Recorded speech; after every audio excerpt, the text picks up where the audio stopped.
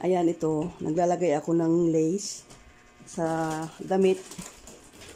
So, hindi mo dapat ito itahi sa kamay. Sa makina, itatahi mo ito sa kamay. So, panoorin nyo ako kung paano. So, ayan yung kanyang. Hindi mo siya ilalabas yung tie dyan. So, dito. Ayan.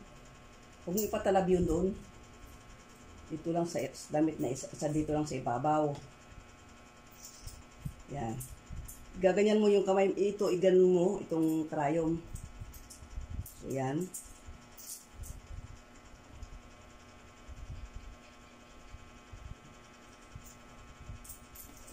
So, hanggang dyan. Pagdating dito sa may gitna niyan, saka mo ipatalab ng konti doon sa damit. Tela doon sa ilalim. Yan. So, ang mangyayari, itong bawat ganito, sa dalawa, dito sa gitna, yan yung may talab doon sa telang ito. Para yung pinakalilip niya na yan. Pinakalilip niya.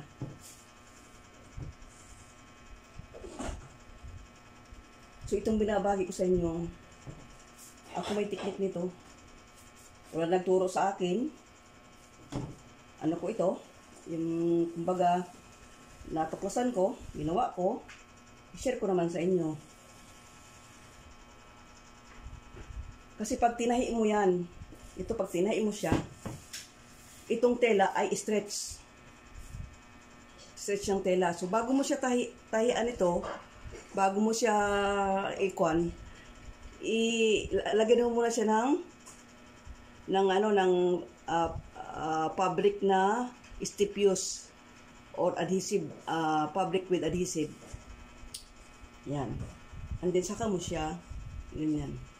Para kapag tinahian mo ko siya ng kamay, hindi siya kulubot. Dahil meron siyang matigas doon sa ilalim. Hindi man siya gaano matigas dahil ito ay malambot. Malambot itong kwan. May nabibili kayo itong matigas, may malambot na makapal, may malambot na manipis. So, ang binili ko ito ay hindi siya makapal, hindi rin siya manipis, na malambot siya. So, kung ano yung texture ng tela mo, dapat yung ilalagay yung paslin, ganun din. Para ang dahilan ang purpose ng paslin ay upang hindi siya mag-deform. Kapag kahit tinahian mo siya ng hindi siya mag-deform. Kasi pagka tinahian mo ng hindi mo nilagyan ng pilon, ito ay lalo stretch, maglalaban-laban yan siya. Tapos ito pa namang sabitin yan. Sumasabit, hindi mo sumasabit siya. So ang gagawin ko, putulin ko yan, magpanibago ako. Pag sumasabit, kasi pag hinila mo lang hinila yan, kukulubot na yan. So, ang purpose natin, kaya hindi ko yan siya tinahi sa makina. Dahil pag sa makina, gumaganyan siya. Gumaganyan. So, kailangan, ang pantahin mo dyan ay sa kamay, by hand. Magtrabaho siya, pero maganda naman ang kalalabasan.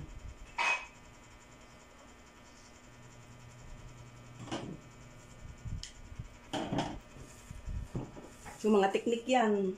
So, marami pa akong ituturo sa inyo mga teknik. Ayan. So, tulad yan. Ito, nakatalab. Yung gitna, pinakagitna na yan. Ito naman, pagdating dito, bubuhatin mo, igaganon mo yung karayom para hindi tumalab sa ilalim. Yan.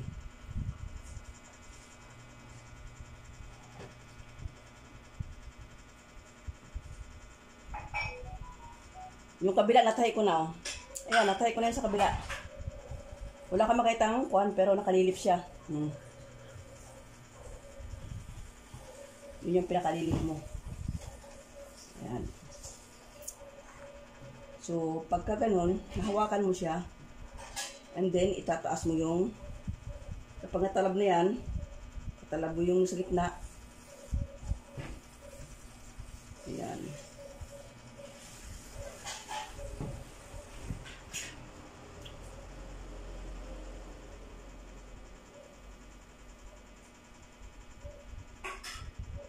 Tapos pagdating sa may liig ito, operahan mo siya.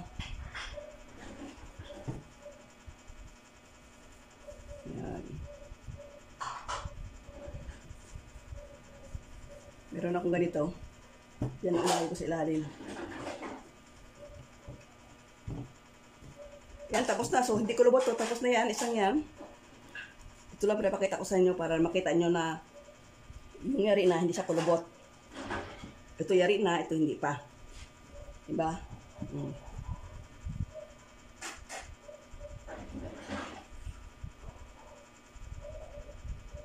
Bubuhatin nyo. Kahit sa manikin kapag sa Arabic kasi, ang tawag dito ay tasbit. So, by hand. So, kahit sa manikin ka maganito, igaganyan mo ang krayom. Ito, itataas mo yung krayom. Yan o. Tulad yan. Tulad nito ha. So, yan. Next. Itatalab mo siya doon. Tapos bubuhatin, iangat mo konti. Yan. Ganyan. So, hindi hagip yung doon sa ilalim. Okay.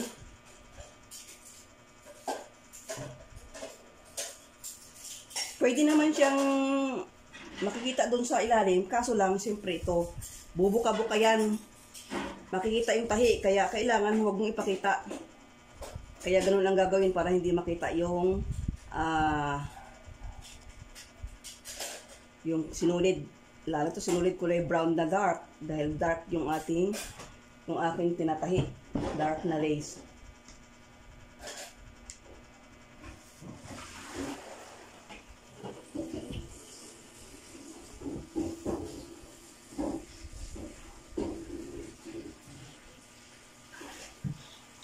Kailangan may lamisa.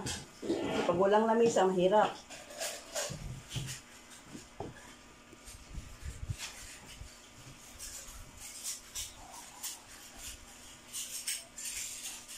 Masyadong maingay pa. Tulig dito yan yung paghugas mo ng plato.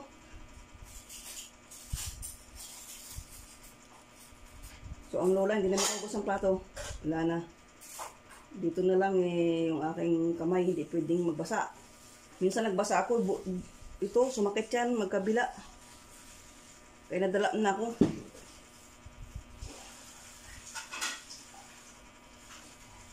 Kaya nga ako tuturo ko sa inyo ito dahil siyempre going old ng tita, next year senior na.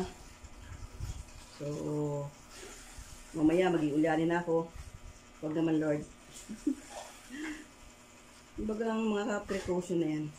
So guys, share ko sa inyo. Anuhin mo yan. Anuhin mo yung mga alam, i-share mo para makatulong. Yun ang sa akin. Pagka hindi ako makalusot ng ano eh ng sinulid sa karayom. Pag hindi makasuot ng sinulid sa karayom, ganito lang gawin. Kuha kayo ng puting bagay. Yan. Puting bagay ha, white na isang bagay, and then doon nyo gaganyan oh. Kitang-kita mo yung butas.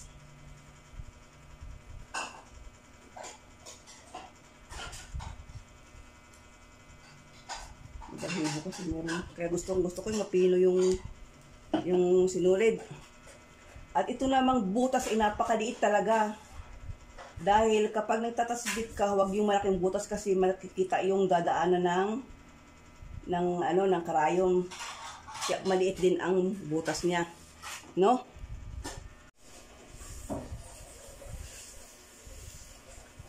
So, yan na.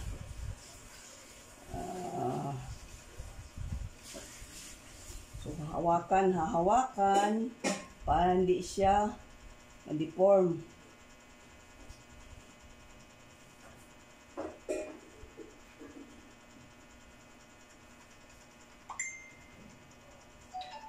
Kapag sa manikin nito, okay lang. Ipipin mo lang siya hindi siya hawakan. Pero pag dito sa lamesa, kailangan mo siyang hawakan.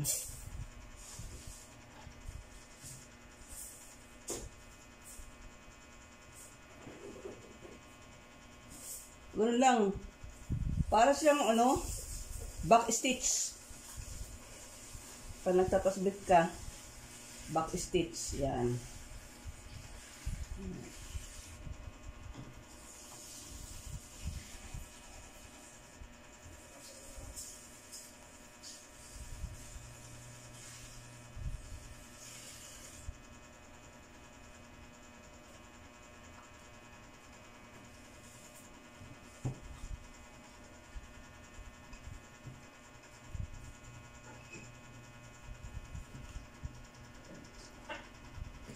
So, itong tela velvet na stretch siya, velvet, medyo mahirap siyang tahiin. So, kailangan medyo angat konti yung ngipin ng yung makina.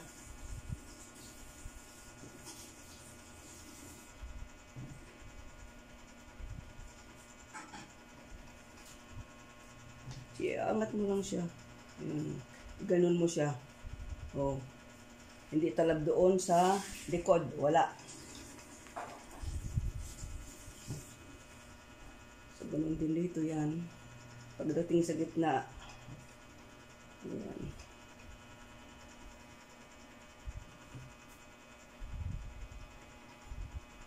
Pakatan nyo lang ng konti. Mga 1/8 or 1 millimeters. Ayan.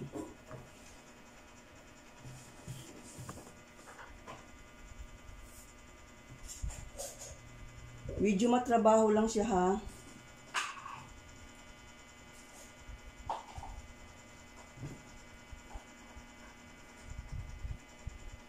Pag minsan may mga trabaho akong gusto kong kuhanan ng video para i-share. Minsan rush yung tahi, hindi ko na nakukuhanan.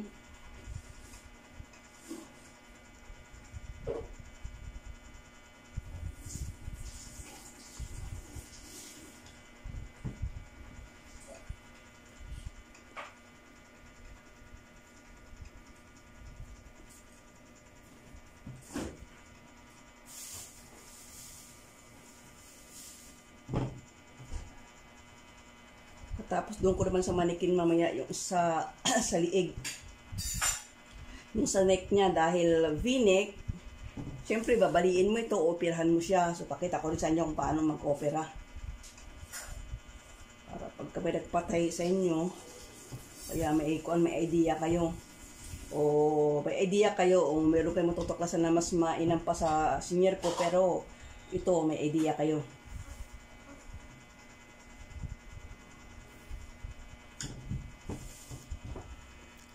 Aking pag-share sa inyo kung paano mong pagtahi niyan. So mamaya naman sa second video ko naman kung paano naman mag-opera doon sa liig, doon sa neck ng na V-neck. So bye for now. Kung bago pa lang sa aking channel, subscribe and hit the bell button para sa next time na ako'y magturo ay ma-inform kayo o ma-notify. So God bless everyone. Have a good day.